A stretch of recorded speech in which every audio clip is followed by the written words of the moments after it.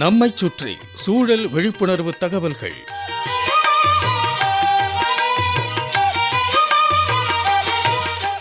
அன்புள்ள திருவேங்கடமையா அவர்களுக்கு உங்கள் மாணிக்கம் எழுதும் மடல். நலம் நலமறிய ஆவல், நோயற்ற வாழ்வே குறைவற்ற செல்வம். உடல் ஆரோக்கியம், உள்ள ஆரோக்கியம் ரெண்டும் முக்கியம். உடம்புக்குள்ளே இருக்கும் உறுப்புகள், வெளியே இருக்கும் உறுப்புகள் எல்லாம் நல்லபடியாக இருக்கணும். அதற்கு தகுந்தாப்புல நமது உணவும் இருக்கணும். நம்ம உடம்புக்குள்ளே இருக்கும் உறுப்புகள் எதை கண்டு பயப்படுகின்றன அப்படிங்கிறத தெரிஞ்சுக்கிட்டு அதற்கு ஏற்றபடி நமது உணவு பழக்க வழக்கத்தை அமைச்சிக்கணும். நம்மக்கிட்ட சிறுநீரகங்கள் 2 இருக்குது. கண், காது, கை, கால் போல சிறுநீரகமும் 2 இருக்குது. ரொம்ப நேரம் கண் முழிச்சுக்கிட்டு இருக்கிறது, தூக்கமின்மை ரெண்டும் சிறுநீரகங்களுக்கு பிரச்சனை. குளிரூட்டப்பட்ட உணவு வகைகளை சாப்பிட்டா வயிறு பயப்படும். தூசு புகைன்னா நுரையீரலுக்கு பயம். அதிகப்படியான கொழுப்பு சத்துள்ள உணவுகளை கண்டால் ஈரல் பயப்படும். உப்பு அதிகம் சேர்க்கக்கூடாது, சேர்த்தால் இதயத்துக்கு ஆபத்து. தேவையில்லாமல் ஏகத்துக்கு நொறுக்கு தீனியை உட்கொண்டால் கணையம் பயப்படும். அளவுக்கு அதிகமாக உணவு உட்கொள்வது குடலுக்கு ஆபத்து. ரொம்ப நேரம் தொலைக்காட்சி பார்ப்பது, கைபேசியை உபயோகிப்பது, அதில் படம் பார்ப்பது, விளையாட்டுகள் விளையாடுவது கண்களுக்கு சிரமம். திருவேங்கடமையா, பெரும்பாலானவர்கள் ஒரு நாளைக்கு 3 வேளை சாப்பிட்றாங்க. இதில் சிலர் காலை உணவை தவிர்ப்பாங்க.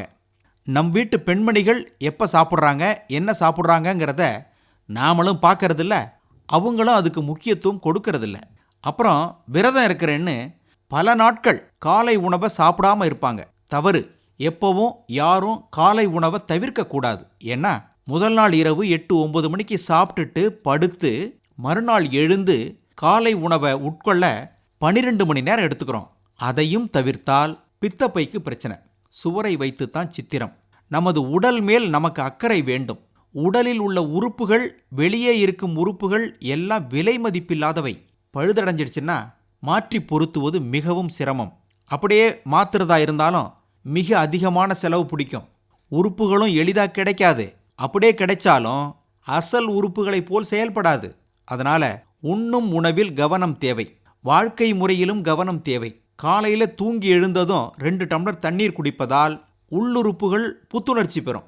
சாப்பாடு சாப்பிட்றதுக்கு ஓர் அரை மணி நேரத்துக்கு முன்னால் 1 டம்ளர் தண்ணி குடித்தோம்னா செரிமானம் நல்லபடியாக நடைபெறும். குளிப்பதற்கு முன்னால் 1 டம்ளர் தண்ணி குடித்தா இரத்த அழுத்தம் குறையும். தூங்குறதுக்கு முன் 1 டம்ளர் தண்ணீர் குடிக்கிறதுனால பக்கவாதம், ஹார்ட் அட்டாக் போன்றவை வராமல் தடுக்க முடியும். ஒரு நாளைக்கு ஒரு மனிதன் குறைஞ்சபட்சம் 2.5 to 3 லிட்டர் தண்ணீராவது குடிக்கணும்.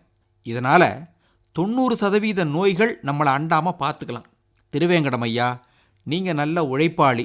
உடல் உழைப்பு இருந்தாலே பெரும்பாலான வியாதிகள் நம்மக்கிட்ட வராது. உடம்பிலிருந்து தினமும் வியர்வை வர்ற அளவுக்கு உழைக்கணும். நீங்கள் இல்லை, எங்களை மாதிரி நகர்ப்புற வாசிகள் இதற்காகத்தான் உடற்பயிற்சி செய்கிறோம், நடைப்பயிற்சி போகிறோம். அலுவலகங்களில் வேலை பார்ப்பவர்கள் லிஃப்ட் பயன்படுத்துவதை தவிர்த்துட்டு மாடிப்படிகளில் ஏறி இறங்கினா அதுவே ஒரு உடற்பயிற்சி தான். இப்படி இனிமே யோசிக்கணும்.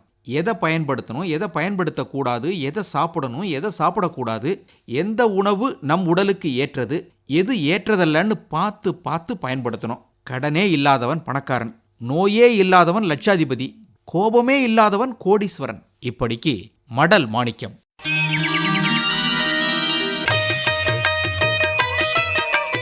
நம்மைச் சுற்றி சூழல் விழிப்புணர்வு தகவல்கள் கேட்டீர்கள்.